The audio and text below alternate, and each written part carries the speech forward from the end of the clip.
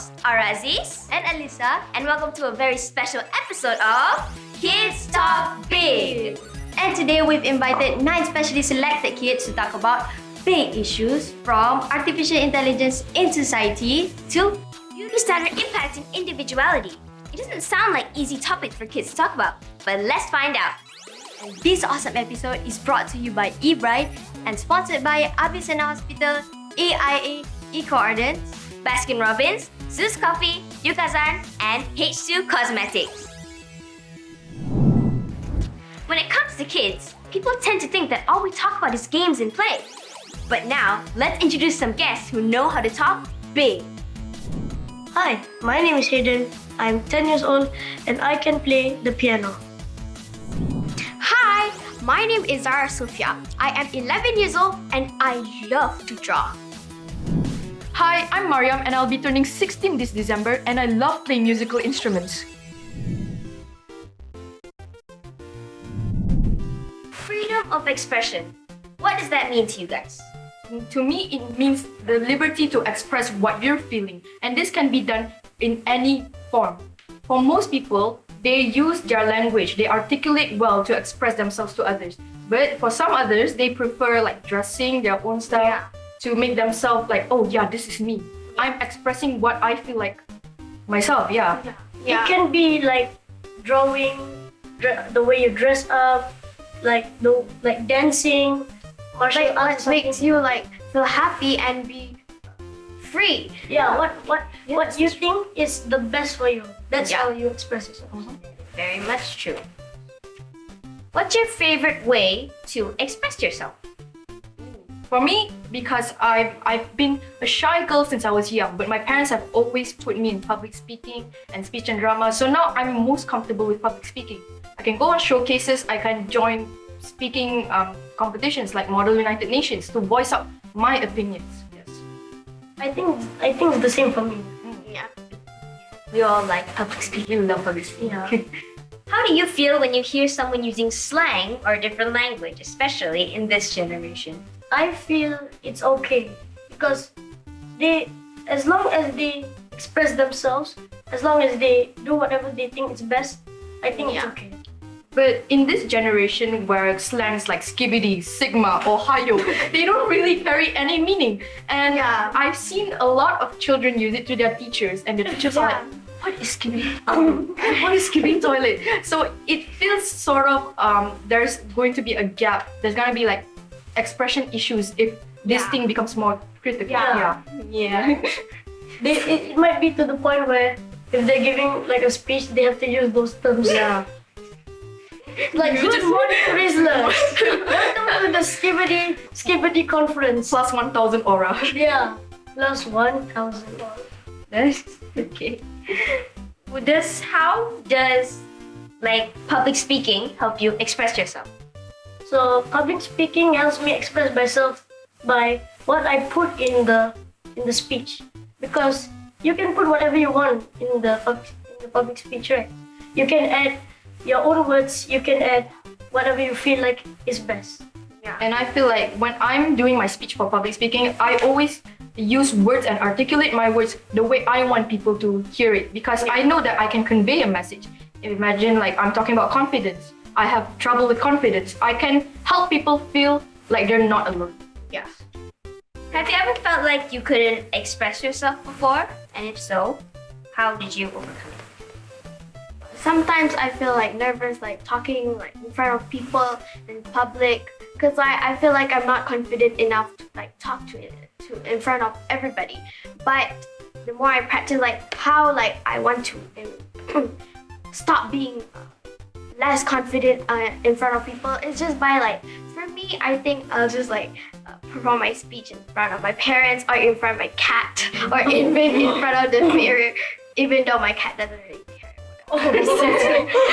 And I think it is very difficult for us children like ours, because especially towards our parents, because there's a big age difference, there's a big nuance and gap between us and our parents. Respect them. Yes, we need to respect them, but at the same time we want to be heard. Yeah, we want to be heard. We want them to feel what we feel. Yeah. Sometimes it is a habit for a lot of children to just throw tantrums because they are very frustrated. that their parents couldn't understand what they're feeling. Yeah.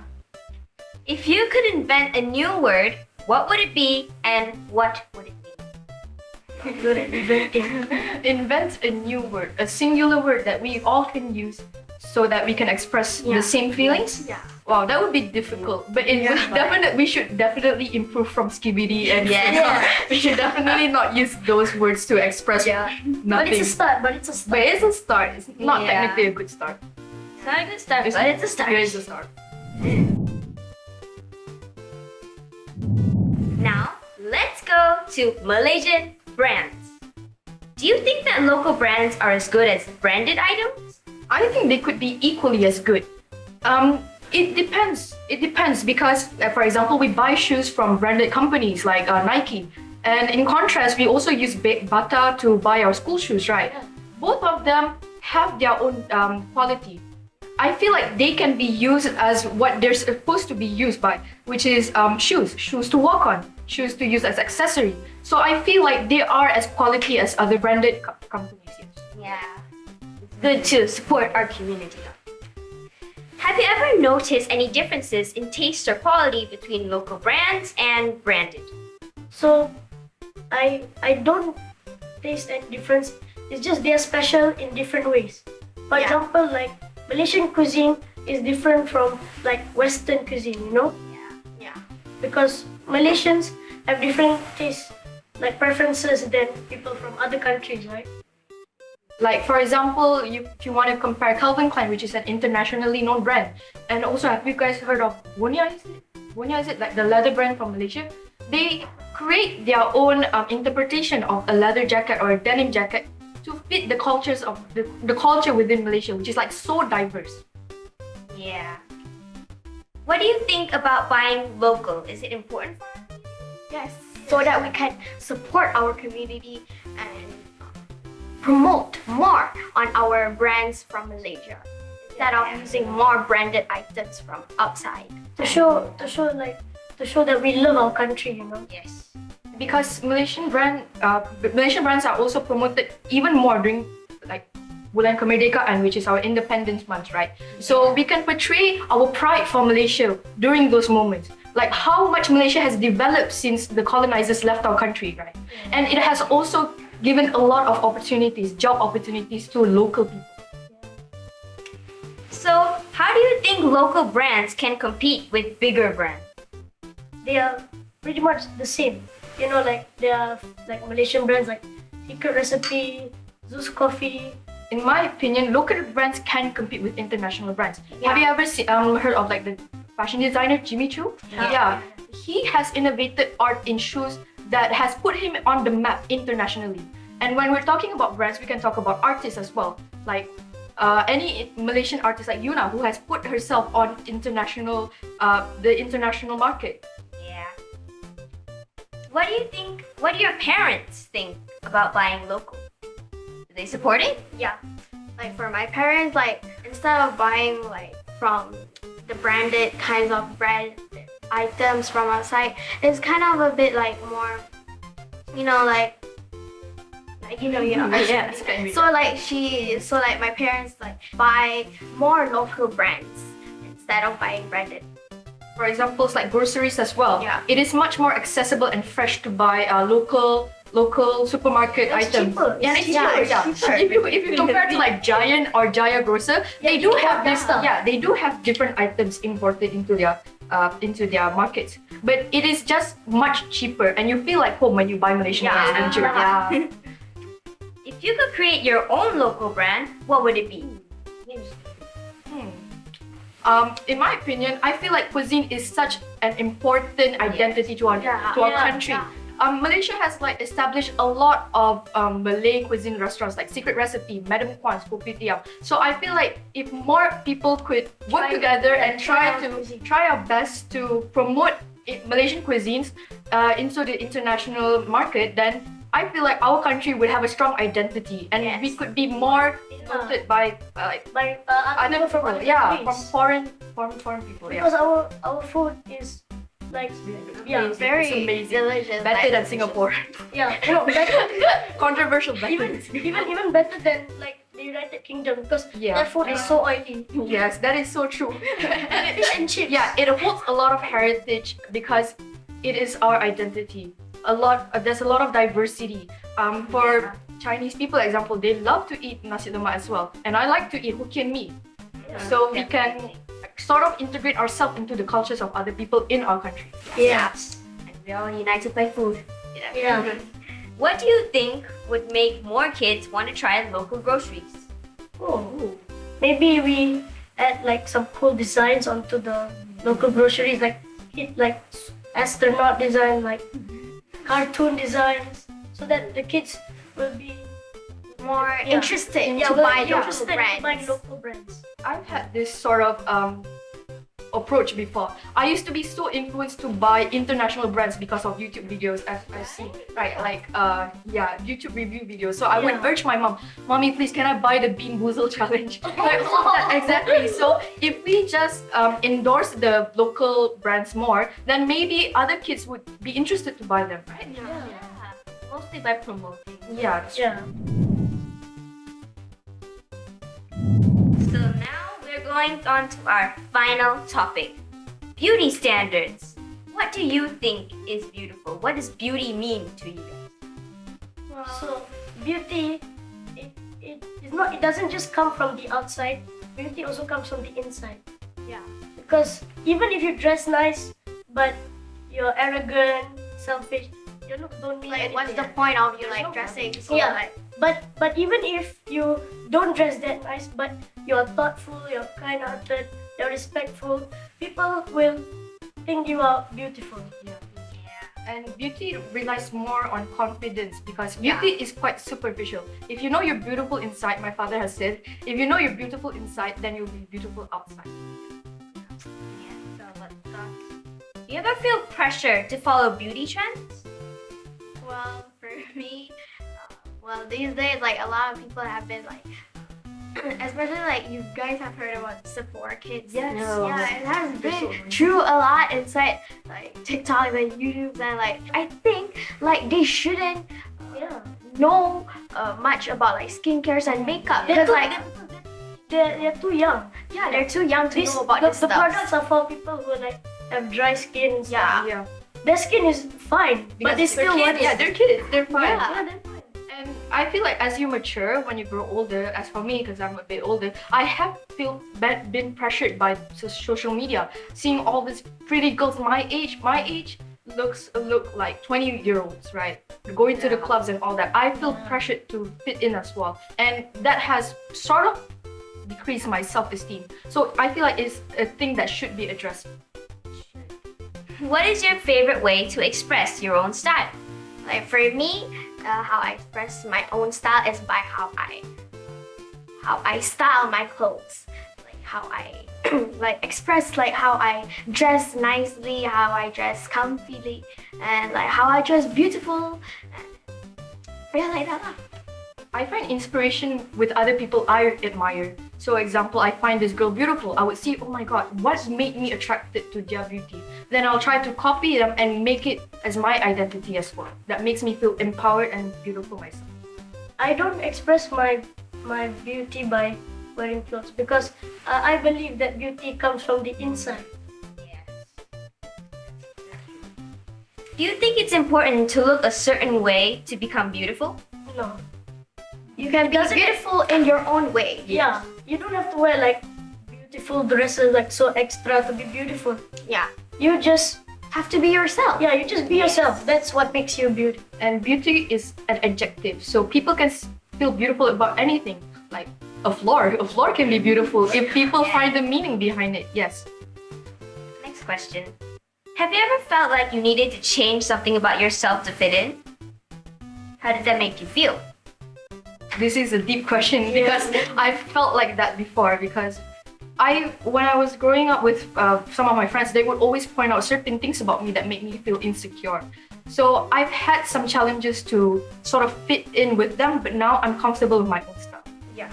For now, I also don't care about like what other people wants to say, because like we can be beautiful in our own ways. We have to be confident on being ourselves than following what other people wants to say. Can you name a person you think is a good example of someone who embraces their uniqueness? I'll take it back to history. I really admire Freddie Mercury. You guys know who that is? Queen. You guys love Queen. I love Queen. Growing up, I've always listened to Queen songs, and when I got access to YouTube, I always look at Freddie Mercury's expression on stage. He would always wear a white tank top, and he would always dress in like drag and have mustache, and he never trims his mustache. And he has said once that he would never have braces to fix his teeth because that's what makes him perfect. Now, how important do you think it is to be yourself, even if it means going against popular beauty trends? Like, we always have to be like ourselves. We don't have to follow what other people wants to say. Like, what if other people says like, oh, you should change your style into like this because that style doesn't suit you. Well, people doesn't like when people says like that. It makes you feel less confident in how you style yourself. But for me, I think like we should be like ourselves and don't really care about what other people have to say. And I also feel like we should break the cycle of judging people by their beauty. Yeah. Have you guys ever heard of like pretty privilege? Oh, Where people would be treated differently because of their beauty standard. I feel like we should break the cycle in society where That's just messed up. yes, where unconventionally attractive people are stigmatized by society. They're being pushed away. They're not given equal rights. Just because they don't fit in with other people. Yes, and that's not necessarily their fault. Yeah. Sometimes they're not they don't have enough money to fit in to be like other people. Yeah, it's very unfair. And cheers to those mind-breaking points. What a chat! Now while we digest that information, I'm passing the mic to my co-host Alyssa with a new group of guests to spill the tea. It's always a pleasant thing when we meet kids that can really talk. That way, we can view the world in another point of view. So, here are the kids who will love to show you the bigger picture. Hi, my name is Zara. I am 14 years old and I love to write books. Hi, I'm Chihui and I'm 13 this year and I like to do taekwondo. Hi, my name is Shakti. I'm 12 years old this year and I love playing chess. First topic for you guys, selective empathy. You guys ready? Yes. Alright. What does recycling means to you and why do you think it's that important? If you don't do anything about it, then you won't have a proper environment to study, do what we do on our daily activities. I agree because what you said just now, if we recycle now, we recycle in the beginning, then the environment is gonna be better in the future. Yep.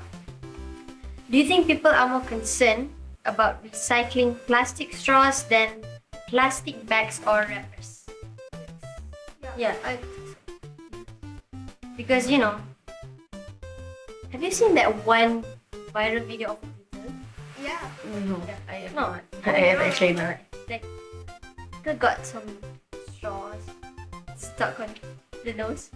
Yes, that's why straws are so important to recycle because it's one of the stuff you commonly see beside the street or inside of the ocean. Yeah, many people tend to not care for recycling. So they would just throw it wherever they like. For example, they're walking on the road, they're eating something. After they're done, they just throw the wrapper or something on the floor. And if they're doing that on the beach, then most likely they will throw it into the ocean, which could really kill a lot of animals.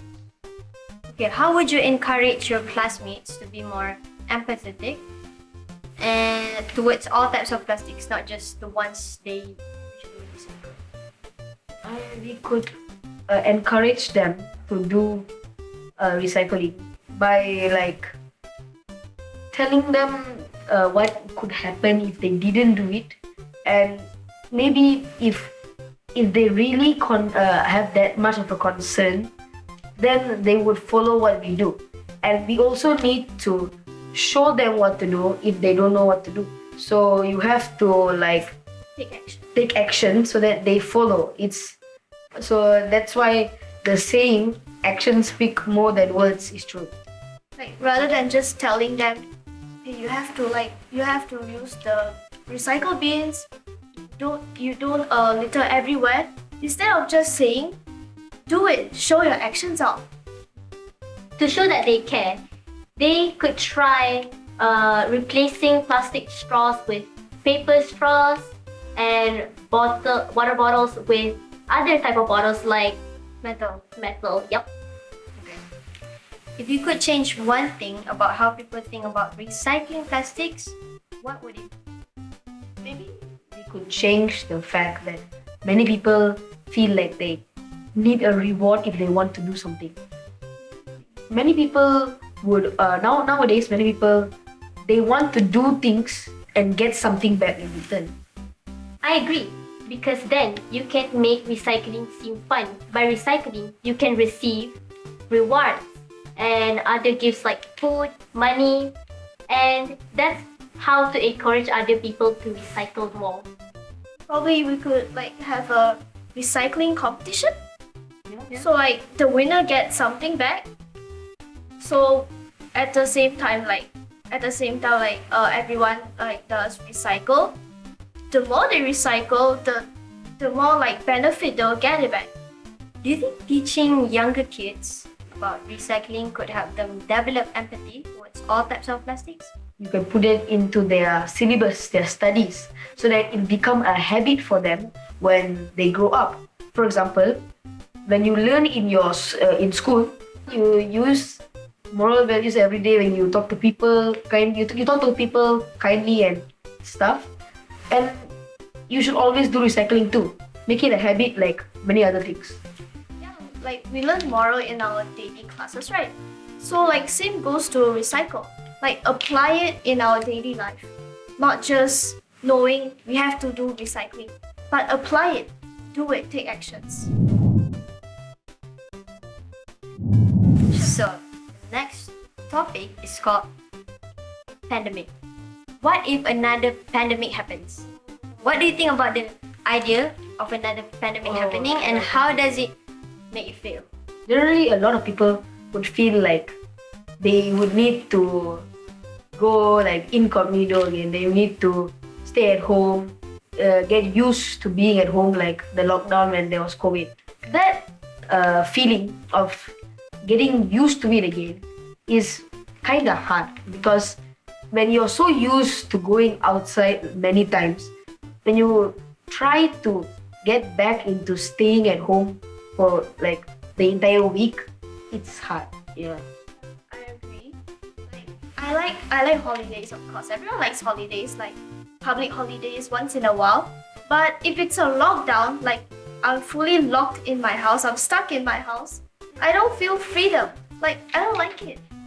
Yeah, it really depends on some people if they prefer pandemic or not. But for me, right, I think when pandemic happened, it just made me feel more, more introvert. I lost all my social skills, and Yeah. Once there's no more lockdown, you feel wait, yeah, what's going on now? it's just Yeah, so you shy have to talk adapt to people, change. That sounds like.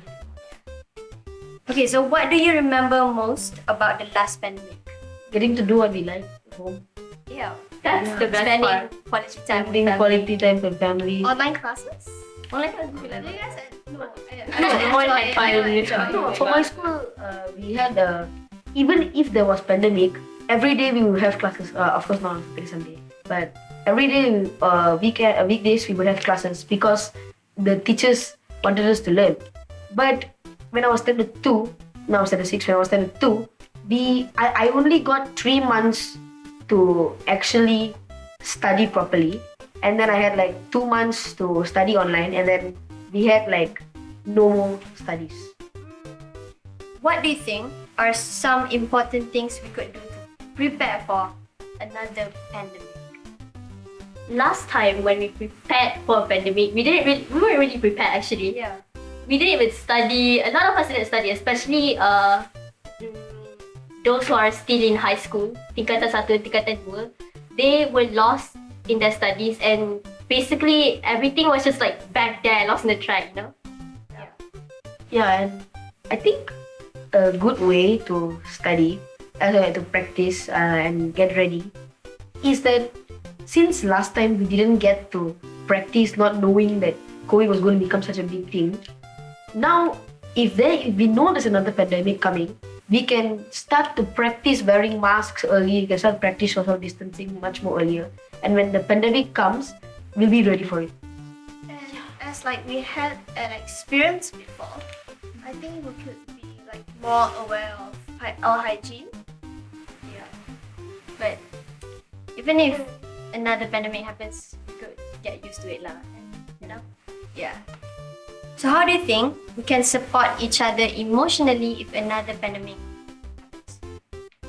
Maybe regarding about asking about each other's mental health, then you can use apps like WhatsApp and Discord.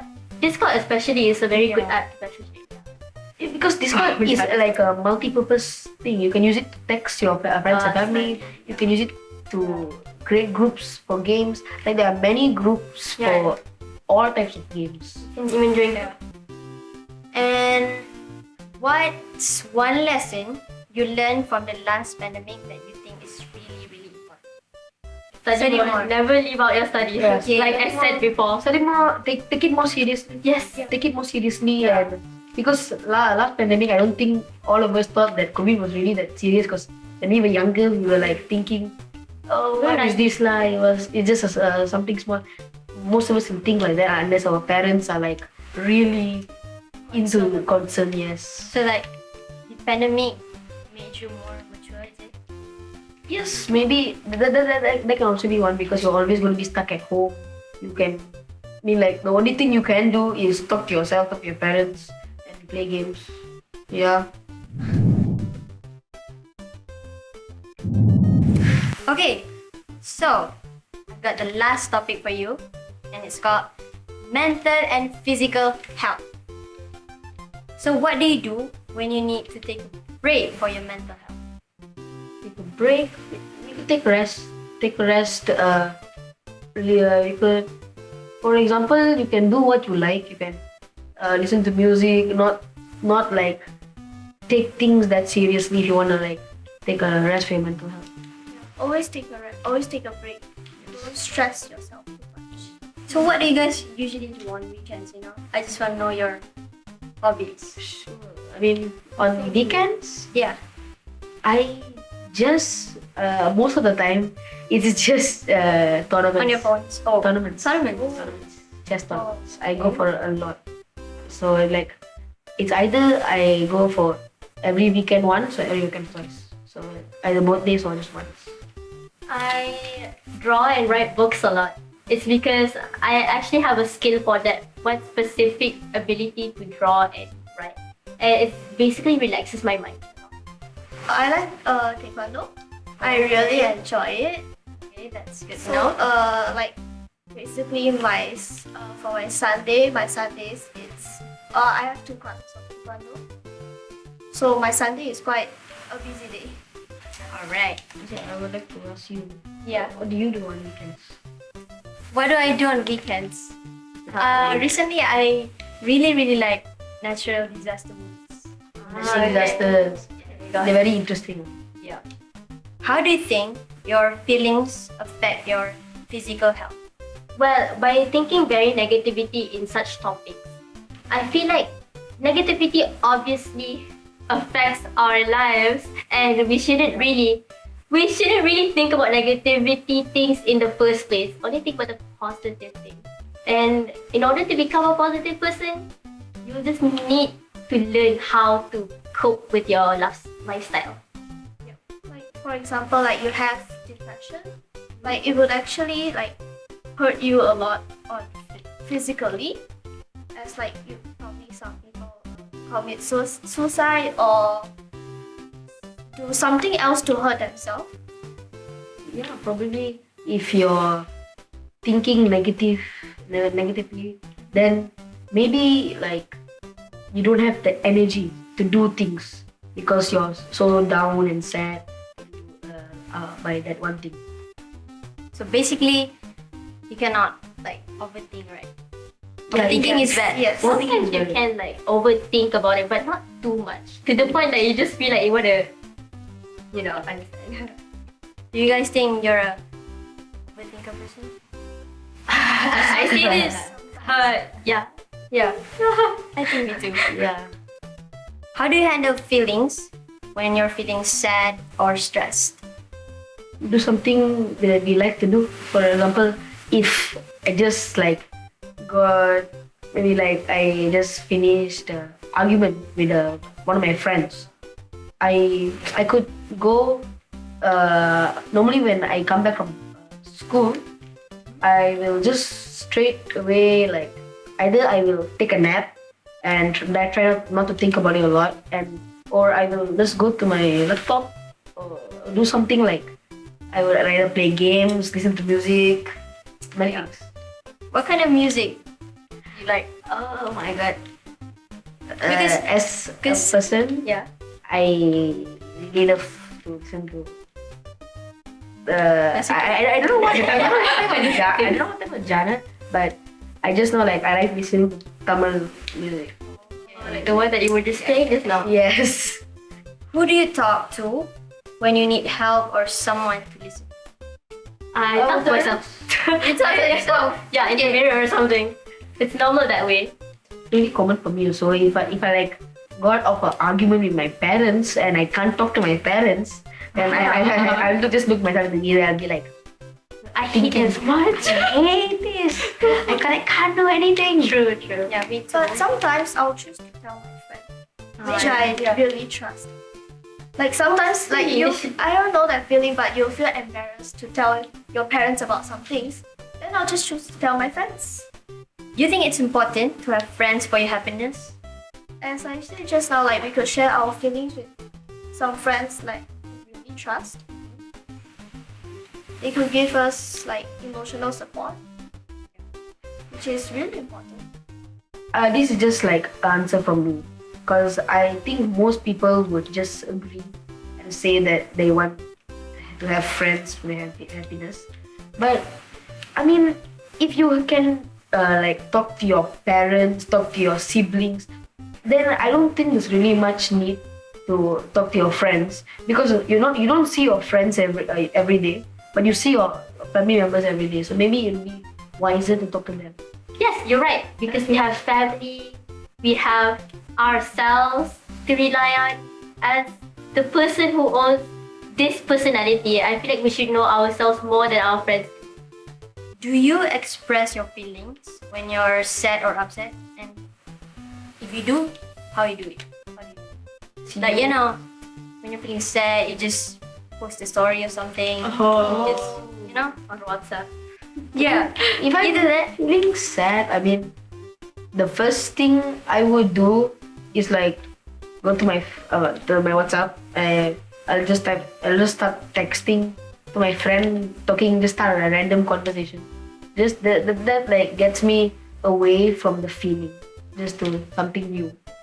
But I tend to keep my feelings for myself. I tend to keep it for myself. It's better for you. Yeah. Sometimes I kind of just start burning or something, and then I'm like just explode into madness or something, and then I start typing in status so fast, like, oh my god, I hate my friends so badly. Like, I don't know if you guys relate, but I would delete those messages. Yeah. Like, it's like I feel bad, but not. Like, you're not that person. Because Yeah. I had a fight in my school group chat, my friend's school group chat one time, and then after that, the next day I was feeling so bad for making my friend feel like that. So I just went straight there. I clicked it, I deleted it, and then if anybody came to ask me, I'll be like, what do you mean? Real. We Yeah. just act like we don't know about it at all. Okay. What advice would you give to someone who is feeling overwhelmed? Tell them Gen Alpha jokes. Like what? CBD. Oh, I mean that's all already. I mean, you could tell them to take a break. Tell them to maybe we could share like the ways that we use to not feel overwhelmed. Also, like for me, if I see my friend like that, I would just say I'll just tell him to go listen to some music, have a break, take a nap, something like that, because that's what I do. So I would recommend him what I do. Yeah, and sometimes like spend your time with your family, with your friends. Do the things that you like to do. But for me, I feel like I'm not a good advisor for my friends. But maybe I'll be a good listener. You know? Yeah. You relate to it, right? No, You're a good advisor. a little bit, I guess. Just a bit. Those were pretty big issues and they tackled them so well. Gosh, let's freshen up for the next session with Farah. Just imagine all the mind-boggling things we kids have in our mind. And now combine that with how good we can talk? Oh man, you'd be in a trip for the next big thing. Let's dive right in. Hi everyone, my name is Sardis. I'm 12 years old this year and I love playing board games and video games. Hello, I'm Mara. I'm 11 this year and I love listening to K-pop. Hi, my name is Valerie and I'm 12 years old. I love music.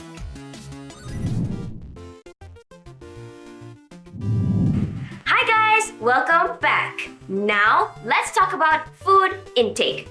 How many of you guys think it's important to eat 3 meals a day? I think it's very important because we want our diet to be correct and we want to have the right amount of food. Well, I think I disagree on that because some people need more food than 3 times a day. Maybe bigger size people or maybe people who want to build muscle or something like that. Why do you think some people prefer eating on a schedule than just eating whenever they want?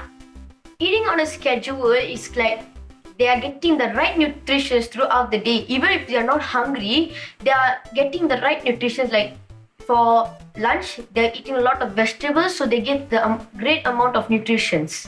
Some people, they want nutrition or they want to build their body stronger for their, like they have taekwondo or they have karate. They want to like go on competition, so they need to build up their nutrition. How many of you believe it's actually better to eat when you're hungry instead of schedule? I believe that because like when I'm hungry, I might not tend to wait. I have no patience. Like I just had an argument with my mother and I'm very hungry, so I don't have the patience to wait for the food, to wait for the right time. I agree with Valerie because like sometimes you're just hungry and you can't control the hunger. Yeah. Why do you think it's important to listen to your body's hunger cues? When you listen to your hunger cues, like your stomach is saying that, hey, it's time to refuel. So you know that your stomach is asking for food. Then you know, oh, I'm hungry. Then you know when to eat your lunch and dinner and everything. I think it's more important to do that than rather on a scheduled diet because you can't really rely on a scheduled diet. What if every day you eat at 1 o'clock, for example, but today you have extra classes and you cannot eat at 1 o'clock? Your whole body will shut down. If you have a weak body, it can shut down and make you like weaker and you can possibly get sick. Yeah, that is true. Can anyone share a time when they actually felt really hungry but they had to wait for a meal? When I was at my friend's party, so we had a time like we were playing from 1 p.m. to 6 p.m. Then 6 p.m. we'll have a dinner gap. So to end our party and say our farewell. So maybe I was playing around 3:30 or 4. I started getting a little hungry, but because I don't want to make my friend upset or don't want to cause any more trouble, I decided to wait. Then after 5 p.m., which is 1 hour almost to the dinner time, I started getting a very horrible stomach ache and I had to go 3 times toilet that time, which made me have a valuable lesson. Always sometimes tell your friends that you're hungry. One time after I finished my extra class at school, I was very hungry and I came to my house. I asked my mother, Mom, I'm very hungry. So she said, I'm cooking for you. But then suddenly I started smelling smoke. I said, what happened, Mom? The meat was very overcooked, so I need to cook again. But when she finished cooking, it was like 1 o'clock, but she started cooking again. So it was about to take for 2 hours again. My stomach was like having gastric a lot. And then when my mother finished cooking, then I only told my mom, I'm having gastric. Why didn't you tell me? She said that. Let's talk about snacks. Do you think it's okay to have snacks in between meals? I don't agree that having snacks between meals, because you must have your daily meals before having snacks. Or not, your stomach will be very upset.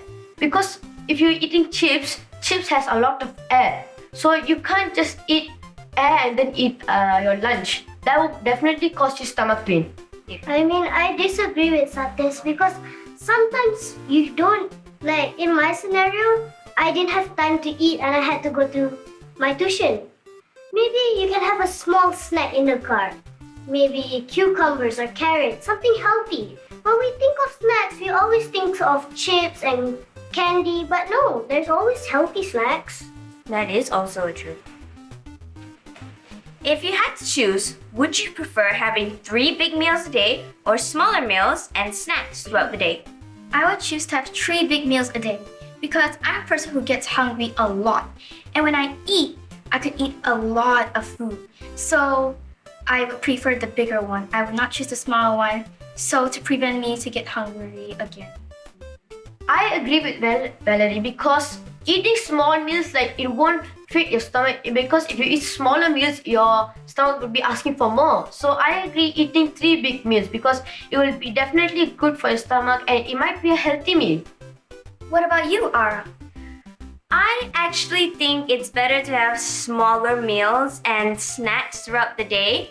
I don't really get hungry too often, so I would just have smaller meals and snacks. But the thing is, my mother is a very, very strict person. I'm not allowed to have junk food. Every time I would, she would get very, very angry. I'm not even exaggerating. So even if I had smaller meals and snacks, it would be healthy snacks, sadly. Next question.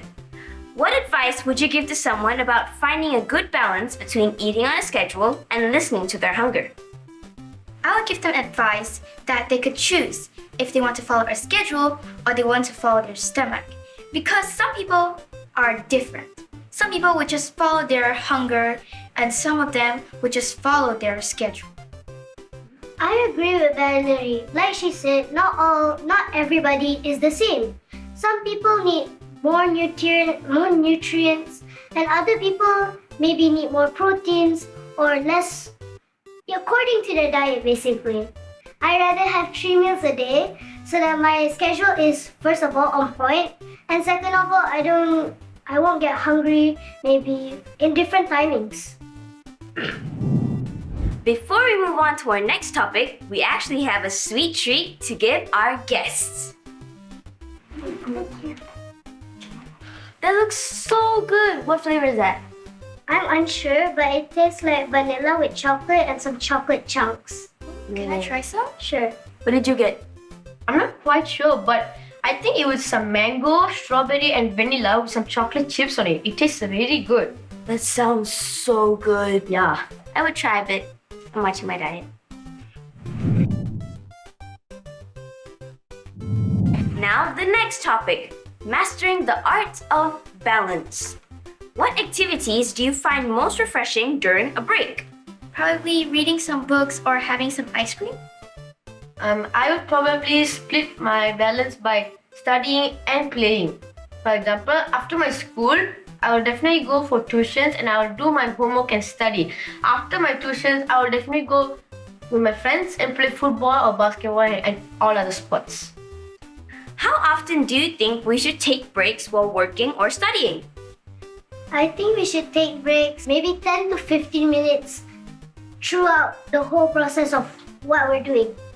For example, maybe we're doing mathematics homework, and we have to finish it in 3 hours. Not in 3 hours, maybe it'll take 3 hours. We could, maybe after every 30 minutes, we could have a 10 to 15 minute break. What are some signs that you need to take a break? When we cannot think the question, like example, a science question. Then you see a question that says, can you find this after this volcano erupts? What do you think will happen? But because you did a lot of questions and this is your last question, but you just cannot think it out, this is a sign that your body needs a couple minutes of rest. If you have a mathematical equation like a fraction like 5 over 2 divide 2 over 6 equals to what? So definitely our brain will be thinking, what's the answer? We have no idea. So our brain will be definitely hot-headed. So definitely we need to take some rest. And now after the rest, maybe our brain will start working with, oh, I think this is the answer. It's correct. How do you prioritize your time between work, play, and rest? I would write on a piece of paper my schedule. Example, 1 p.m. I officially finished my school. Then I'll go tuition to finish all my homework. Then I could get more extra playtime. At least when I finish my homework, I get like 35 minutes or a bit more. To be honest, I would just go with the flow. Because, okay, in my opinion, you can't really predict everything. What if suddenly you fell sick at school and you have to go to the hospital? So, like Valerie said, oh, 1 p.m. finish school. What if this 11 p.m. baru habis school? You finish your school. Can you describe a time when taking a break improved your mood or focus? I would possibly take a 5-minute nap, or I would go eat some snacks or get some drinks. At home, mostly after I finish school, I will definitely have a bag full of homework and I will be thinking, oh my god, why they give a lot of homework? So then after school, I'll take a shower, eat my lunch and just take all the homework what I have.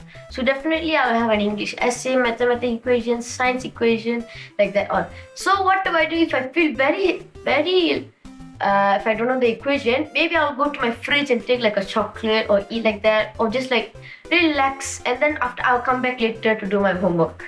Yeah, I think that's what I would probably do too. I would do my homework, take a short rest, freshen up a bit, wash my face, eat, even take a shower if I really have to, and then continue doing my homework. What are your favorite ways to unwind during your break time?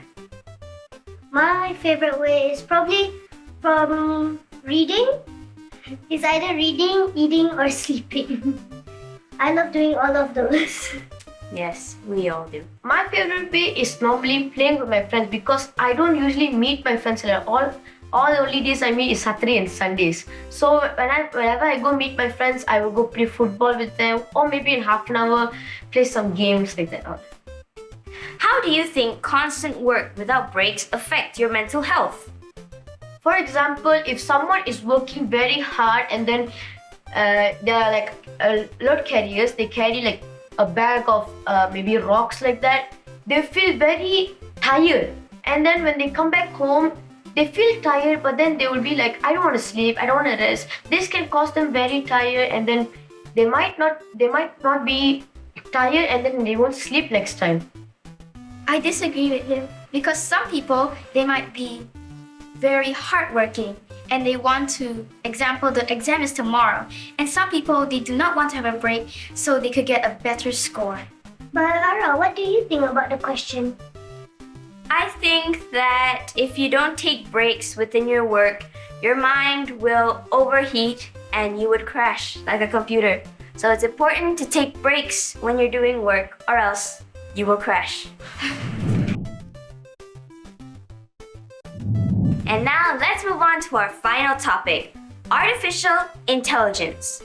How many of you guys have used AI in some form like chatbots, virtual assistants, or even games? I have actually used AI before. So I have a little baby sister when she was born like 2 months ago. Since at that day, it was near Mother's Day. So to make my mother very happy, I used AI to make my baby sister to talk. So when my mother saw that, she felt like, wow, when she talk. Then only I said it's used by AI. So my mother got very shocked. I had this school project that we have to talk about sea creatures. So I need to talk about the creatures which are not in this world anymore. but I'm not sure of it. So I go to ChatGPT and I typed, what are sea creatures who aren't in this world anymore? And ChatGPT gave me loads of answers, which could help me finish my project just in time. Okay, this is quite a story that I'm not supposed to tell, but I'll just tell it. I use AI, which is ChatGPT, to do my homework because some maths questions I sincerely cannot understand. So I use them to do my maths homework sometimes, even my Bahasa Malaysia homework, I still use ChatGPT. Honestly, in today's society, who doesn't? Do you think AI is a good thing, bad thing, or a mix of both?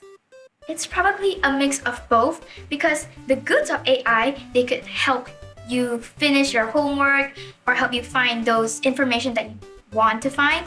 But the bad of AI is that our humans, we might get taken over by AI because our knowledge might be going lesser and lesser than AI, which AI could know more about us, which includes scams.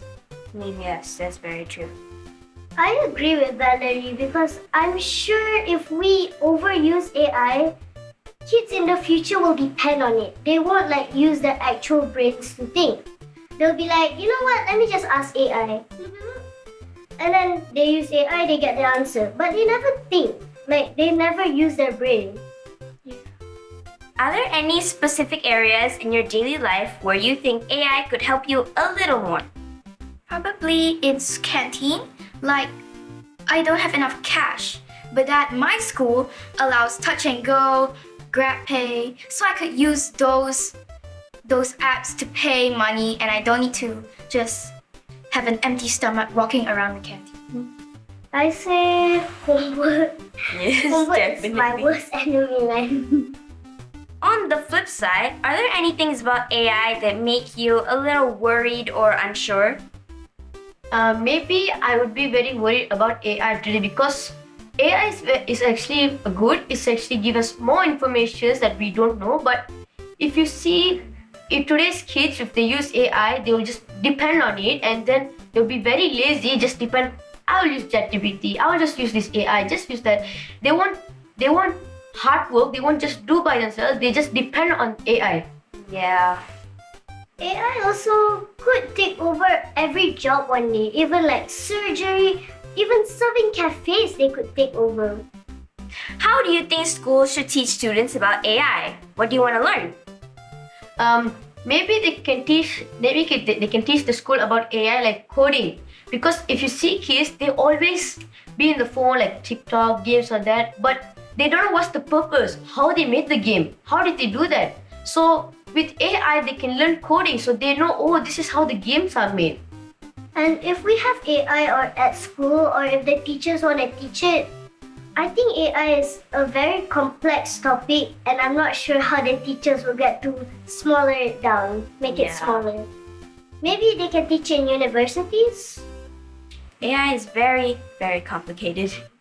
If you could create your own AI tool, what would it do and how would it help you or your friends? I want an AI tool that could update a software to prevent other bots, like they could scan other people's faces and scam your money. I want to make a AI website that could stop these scams from going through all the world. If you ask me, I would create an AI for my phone. I normally just download a bunch of apps. I don't know what is the purpose of it, but if I have this AI thing, when I download the app, an AI notification will come. It will say if it's a harmful virus app, it will say don't download this app. It's a virus app.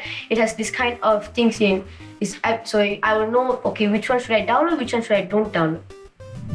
And that's all for this special episode. Don't forget to support our cause. And remember, just because we're small, we sure can stop big!